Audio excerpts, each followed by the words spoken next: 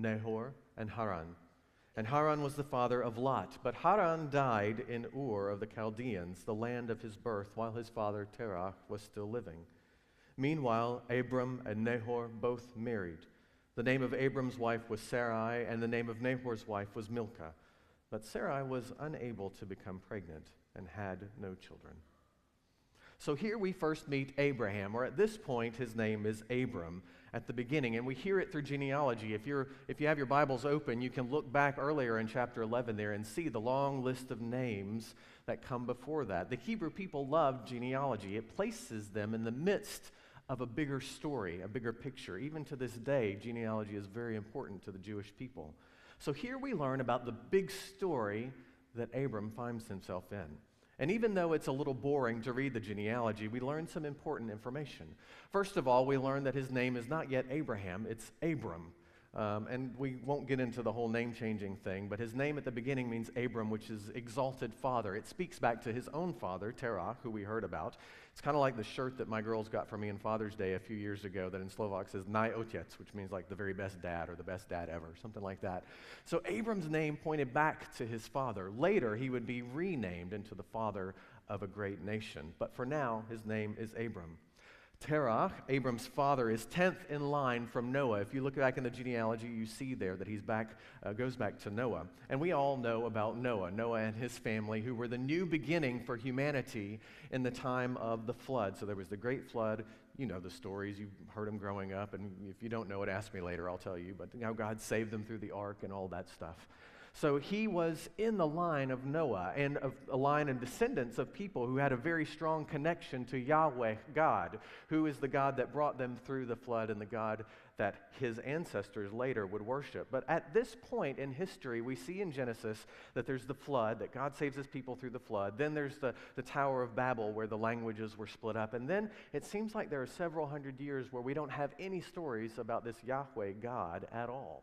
And so by the time of Abram, this God is almost like a legend or a myth. They haven't heard or seen anything from him in a long time. And the Bible tells us that Terah and his family had begun to follow other gods. So we learn that Abram was the oldest of three brothers, Nahor and Haran died young. We don't know exactly why, but we know that he had a son, Lot. We learn that Sarai, Abram's wife, was not able to have children. Today, this is a very hard thing for anybody, and many of you have family members, if you have not walked through it yourself, infertility and the difficulty and the grief and the frustration that brings. In those times, it was even harder because having a lot of children really was the most important role of a family in those days. And if you didn't have children, your family was somehow broken or less than. They didn't understand how pregnancy works like we do today. They didn't have clinics where you could go and take special medicines or get pregnant by other means. A husband and his wife who couldn't have children were broken, almost literally, in their eyes. In the eyes of their society, they were broken. A couple like Abram and Sarai would be humiliated. They would be frustrated. They might even be scorned by their neighbors. People might have thought that they'd done something wrong, that this was a punishment, or even that they were cursed by the gods. So these are the characters that we're learning about. Reading on in chapter 11, verse 31. One day Terah took his son Abram, his daughter-in-law Sarai, and his grandson Lot, and moved away from Ur of the Chaldeans. He was headed for the land of Canaan, but they stopped at Haran and settled there. So we learn that Terah takes his family out of the place that had been their family home for many, many years. That tells us a few things about Terah and his family. First of all, it probably means that they were wealthy. In order to be able to move and take your whole group from one place to another, and for it to be such a big ordeal like this, they had to have a lot of possessions, a lot of things to bring with them. Terah and Abram's family was very wealthy. It also probably tells us a little bit about their living, that they were traders or merchants of some sort. Maybe they dealt in livestock, of things that were important in those times. We're not exactly sure what, but it is clear that they were wealthy and they had a reason to move. They were moving from one place. Merchants in those times would have their business set up in one place, and when more merchants came in, the business wasn't quite as good, so they would pick up and move to another place where they could have a more profitable business. And here is Abram. In the midst of all this, this is his father who takes the whole family and moves. Here's Abram, who can't have children of his own. People probably think he and his wife did something wrong, made the gods mad, or that they are cursed in some way. Here is Abram, who can't have children of his own, but his younger brother dies and leaves a son. And we can imagine that Abram has a very special relationship with his nephew, Lot. Here is Abram, who can't have children of his own, but he's the oldest child in a wealthy family. So when his father dies, in those times, Abram would take over the family business. He would inherit most of the wealth of the family. He was set up for life. Here is Abram, who knows what it feels like to be an immigrant and a newcomer in a place that was not his own. Of all the people in the ancient world, this man, Abram, the immigrant, the childless one, the rich uncle, he is the one whom God calls. So reading on in chapter 12, we read, "The Lord said to Abram, 'Leave your native country, your relatives, and your father's family, and go to the land that I will show you. And I will make you into a great nation. I will bless you and make you famous, and you will be a blessing to others. I will bless those who bless you, and I will curse those who treat you with contempt. And all the families on the earth will be blessed through you.'" What a promise God gives to Abram. So this is Yahweh, God, the God of Abram's ancestors, that comes to him, and we see him coming to Abram in several times throughout Abram's story. But here he comes at the beginning and says, you need to pick up everything you have, take your family, leave your father's family behind, leave all your wealth, your security, all those things that make your life important and certain, and leave and go somewhere. He doesn't even tell him where. He just says, go, and I'll show you where you're going. Leave behind everything you know. Leave behind your business. Leave behind your father. Leave behind your inheritance, everything that is secure. And this is the first thing that I think Abram can teach us about what it means when God calls us. When God calls us, it usually means leaving behind something that is comfortable.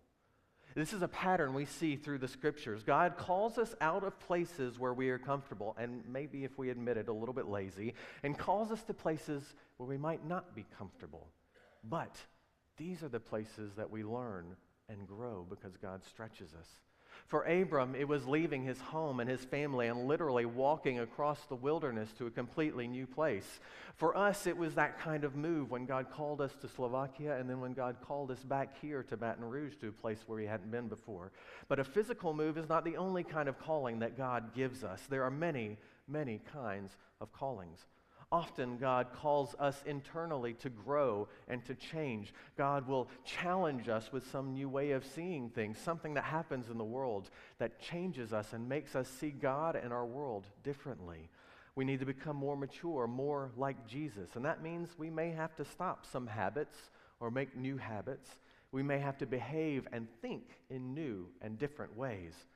Sometimes God calls us as individuals to serve in a new way in the church, or maybe to serve outside the church in some way. Sometimes God calls the church itself to do things in a new way, like when you decided a couple of years ago to put your services online during COVID. That was a calling. The world had changed. You had to adapt to that change. That was a way that God called you. You didn't have to make that decision. You could have just stopped everything, but you chose to keep going and do something in a different way. Maybe it means going to do a ministry in the prison or going to a low-income neighborhood. Maybe it means opening the doors of our facility to groups and people who can find a home here. Maybe it means leaving behind some things that have been a part of this church for a long time that aren't a part of us really anymore. These are callings, and they all have something in common. They make us leave behind what felt comfortable before.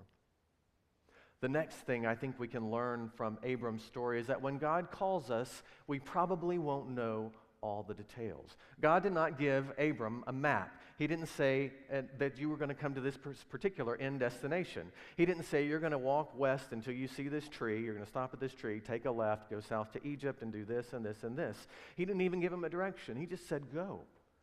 When God is calling you and me, when God is calling our church, whether it's to change or to serve or to go somewhere new, we probably will not have a map. God probably won't say to you as an individual, you know, there's someone new here. Go speak to this person. Say this, and then invite him to your Sunday school class, and then have him to your house to do this and so on. No, the Spirit will just catch your attention as you see someone you don't know, and God will say, go. I'm guessing when Tripp got involved in the open air ministries, God didn't come to him in a vision and say, go serve downtown in this particular ministries and then volunteer to do this and do this and do this. God probably just spoke to him through a person who invited him and said, come. When we experience a calling, we may want to know all of the details. We want to know how it's going to end. Wouldn't it be wonderful if everything in life was that way, if we knew how all of our journeys were going to go and we knew exactly what to expect in the next step? But we really never have that kind of certainty in life, and certainly not in God's calling. God simply says go. So we have to take the first step, and then the next step, and then the next step. And God reveals the path as we walk on it. While it may be frustrating and scary sometimes to go without these instructions, it's what helps us grow in our faith. Because if God gave us all those instructions ahead of time and said it's going to be like this and this and this, then why do we need God? We don't have to listen anymore. It helps us be reliant on and have faith in God. Which brings me to another thing that I think that we can learn from Abram's story. When God calls us, God is going to walk with us. Abram travels to Canaan, a journey of maybe 500 miles in that time. And remember, most of this was on foot or by camel or whatever they were riding. We don't know how long it took, but eventually they came to the land of Canaan. And in verse 6, I'm just going to kind of summarize more of the story now. Abram comes to this great tree at a place called Moreh. And God appears to Abram there and says, I am here, and this is the land I'm going to give to you and to your descendants. Now, if I was Abram, I might think, finally, I'm here. This is the place I'm supposed to be. I've come 500 miles. I'm tired from the desert. I'm going to take my sandals off, build an altar, and stay right here. But that's where things get confusing, because that's not what happened. He didn't stop there and build a house. He kept going. It was only a stop on the journey. It wasn't the destination. So Abram moves on. In verse 8, we see he goes towards Bethel, another city there, and builds another altar and worships God. But he doesn't stop there. Then he turns south and goes to Negev, which is the south in Hebrew. It means the south part of that area. And they went south and farther south all the way to Egypt. And as you read Abram's story, you find that at each place along the way, God comes to him again and says, this is the place you're supposed to be. You're doing what you're supposed to be doing. Keep going. Keep traveling. Abram doesn't have all the answers. He doesn't know where the journey is going to end, but he knows without a doubt that God is there with him each step to remind him that God is there. There's another thing that we can learn from Abram's story, and that is that when God calls us, God doesn't stop calling us. Just like Abram kept journeying and kept moving from place to place, it was a journey that never ended. God, in the same way, when God calls us farther and deeper. You've probably seen this in your own life. When you grow, when you reach a certain place in your life with God, God doesn't say, okay, you can stay here for the rest of the life. You're perfect now. You don't need to learn anymore. You don't need to grow anymore. There's none of that. There's always more learning, more growing to do, more stepping out in faith, trying something different and new. God is always calling us to something farther, just one more step at a time, one more step. Just keep walking, and I'll show you the way as you go. You've seen this in the church. This church has grown and changed over the years of its existence. People have come, people have gone. You've had some amazing victories, but God has never let you stay in one place for very long, and God is not finished with this church yet. God has many more places to take us, to come deeper, to come farther, and God doesn't stop calling. Even though things may not look like they used to, God is still walking with us, and God is calling us deeper still. There's another story in Abram's journey that we probably know well from Sunday school. I heard this story growing up about how Abram and Lot had a disagreement. You remember this story? Well, I'll kind of summarize for you.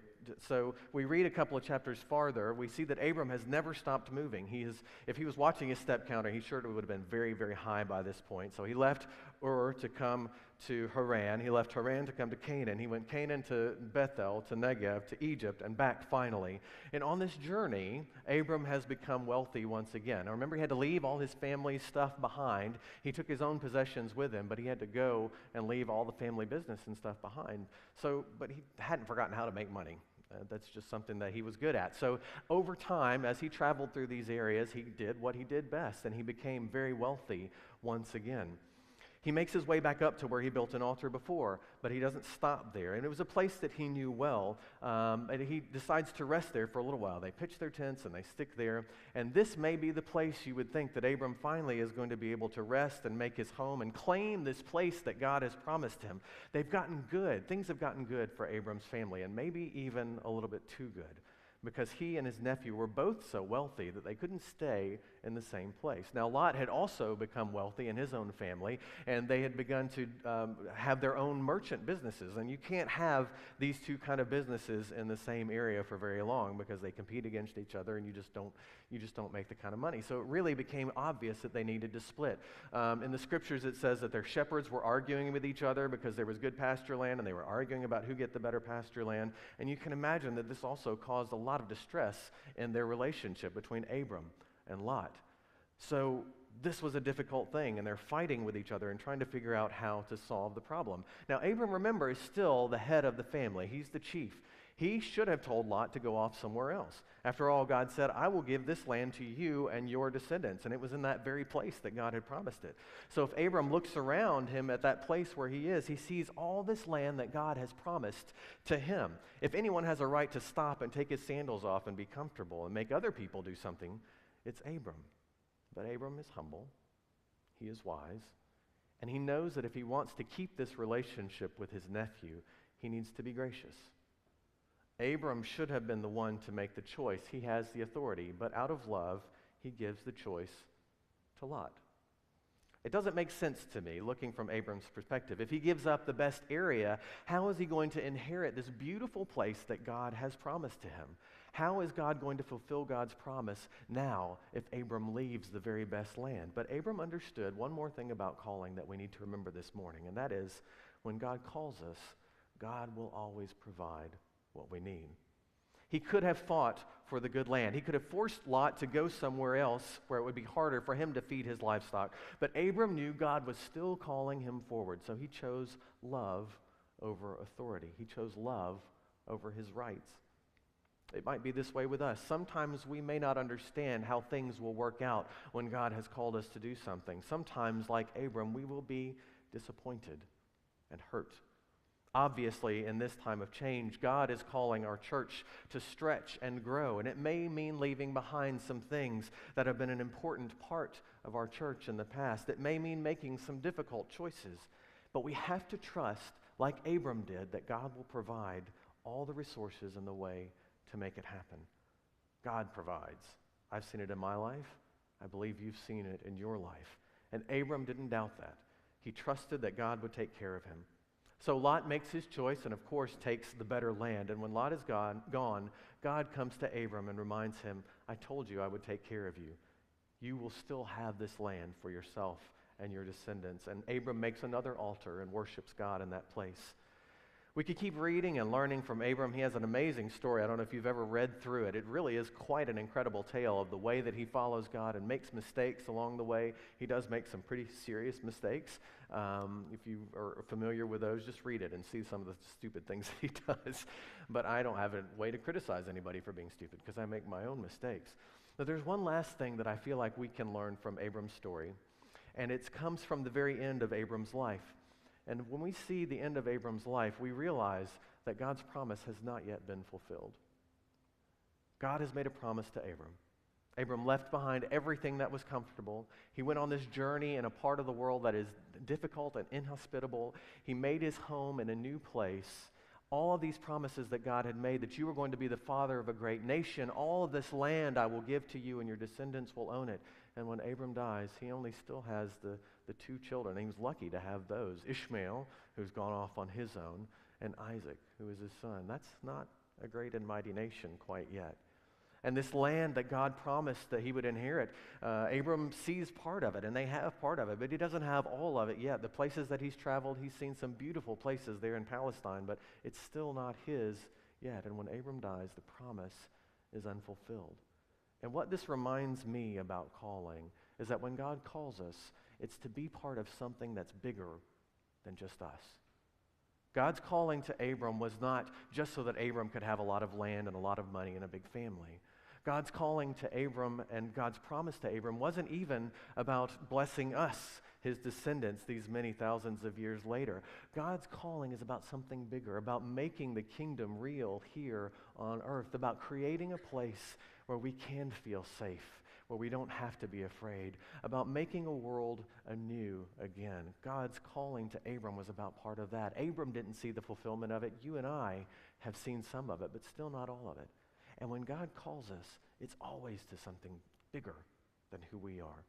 When we find out what it is that God is calling this church to do, step by step, we will not see the end of it. We may not see these pews full in the way that they were 20, 30 years ago. We may not see brand new buildings going up, but we can be assured that God is bringing us into a story that's bigger than just about making you and I happy about the place we go to church. That's just about blessing us, but it's about blessing the whole world and blessing this community. So Abram has a lot to teach us about calling. And I want to ask you a question this morning and give you a few moments of silence to consider your answer. What is God calling you to right now?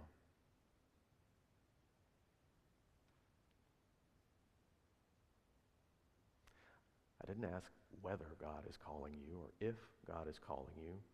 God is calling. God always calls. What is God calling you to right now?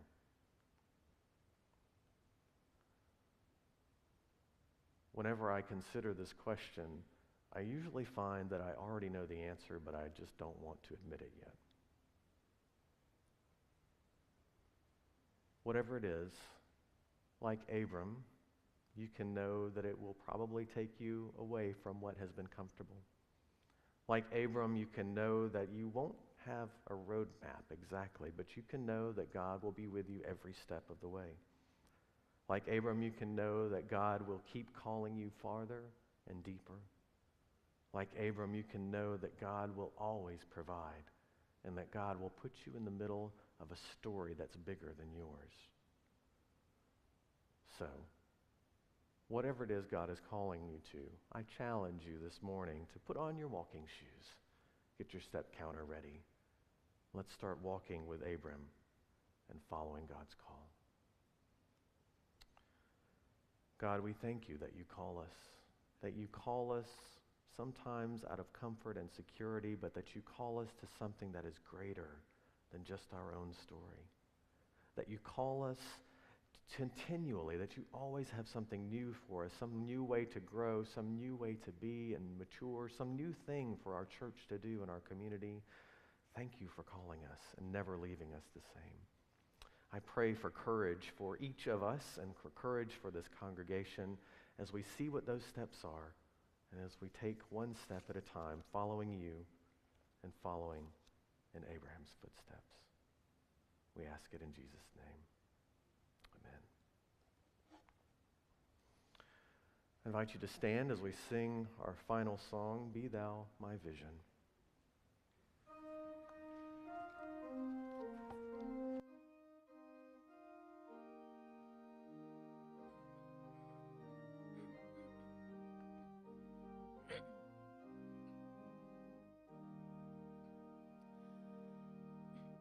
Be thou my vision, O Lord of my heart, not be all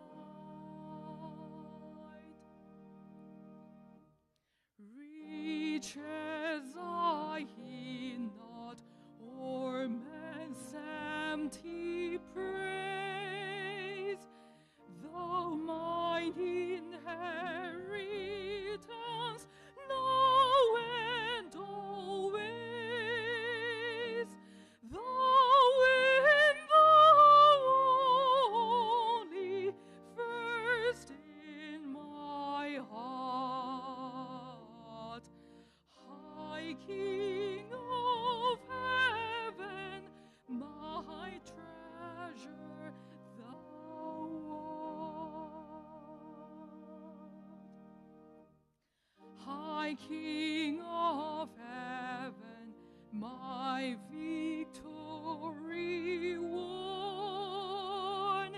May I reach heaven's joys, oh bright heaven's sun. Heart of my own heart, whatever befall, still be my vision, oh ruler of all.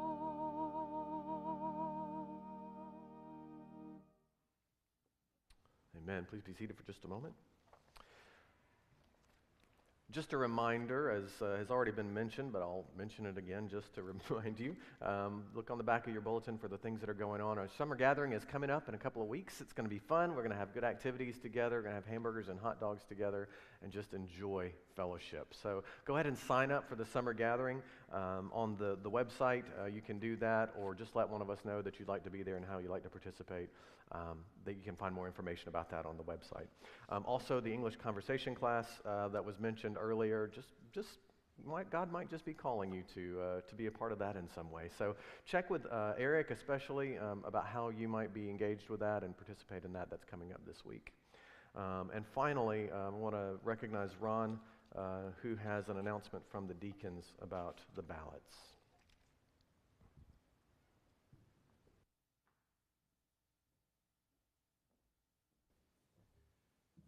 Morning.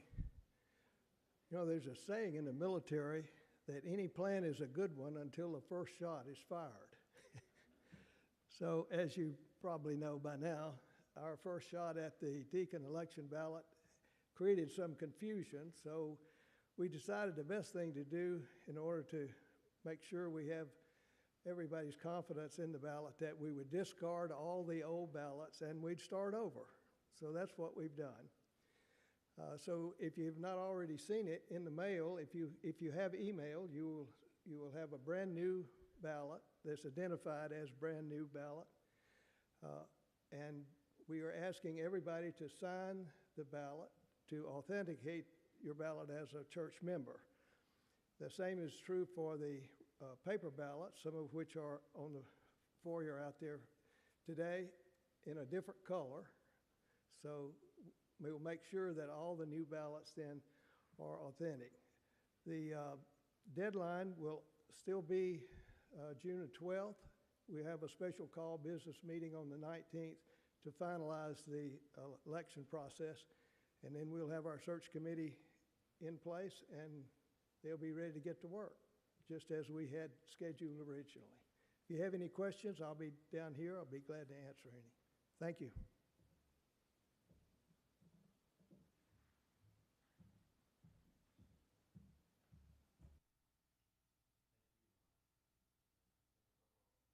Thank you, Ron, and thank you, Bonnie, and the deacons for being willing to take a step back and say, let's do this the right way.